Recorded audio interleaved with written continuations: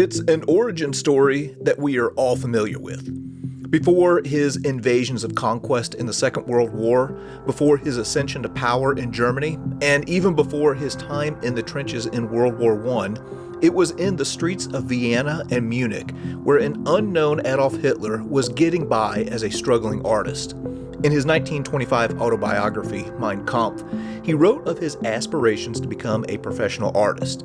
While living in Vienna in 1907, he applied to the Academy of Fine Arts Vienna. After being denied admission, he reapplied in 1908 only to be rejected again. It was noted in the first exam that Hitler's work contained, quote, too few heads.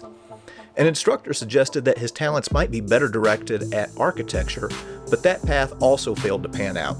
He instead pursued a modest living selling his paintings in Vienna and Munich with an emphasis on architectural works as his subjects. Included in his subjects were the courtyard of the old residency in Munich, Neuschwanstein Castle again, and the town hall of Munich. He even did some pencil drawings from time to time. Another subject of his paintings was the famous Hofbrauhaus of Munich, where he would later draw crowds who would come to listen to him speak as a young member of the Nazi Party.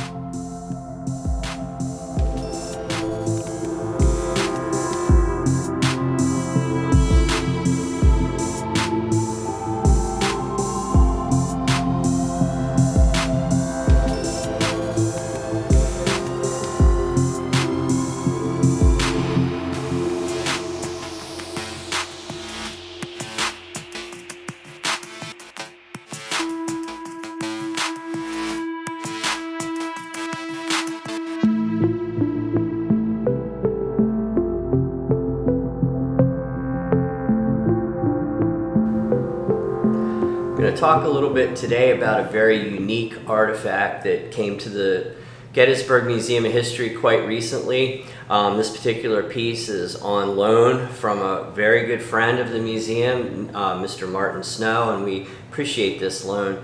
The artifact is an actual watercolor painted by Hitler, Adolf Hitler.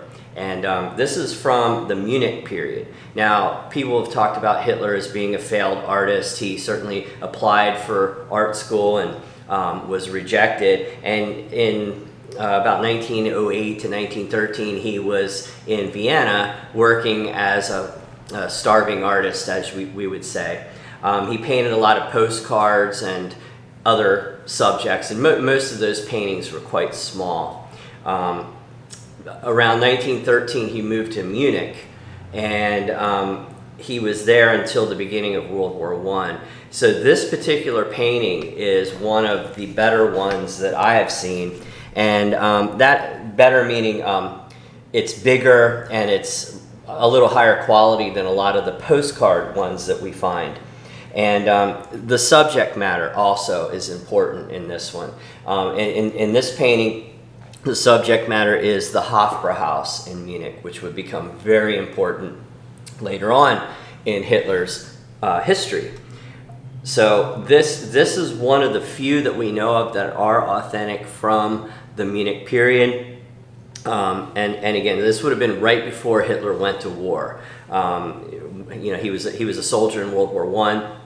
So he was only in Munich, say, May of 1913 through August of 1914 or so. And it is a watercolor, and it's encapsulated in plastic and nitrogen to keep it from being exposed to any air. And then we had put this frame around it. This frame is not original. We put this on an archival frame and mat to exhibit it. But people say that Hitler was a failed artist, and that's certainly true.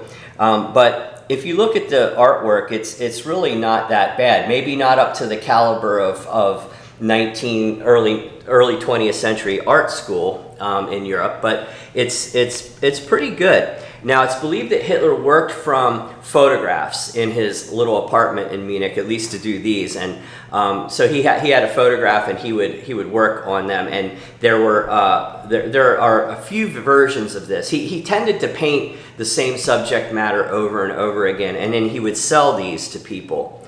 But again, it's one of the finest ones that we know of, and we're very grateful to Martin Snow for loaning it to us, and we have it on an extended loan at the Gettysburg Museum of History. So I think it's an important tie, it's an important artifact, and we're certainly glad to show it. It's currently on display at the museum. We just pulled it out of the glass case to do the video today.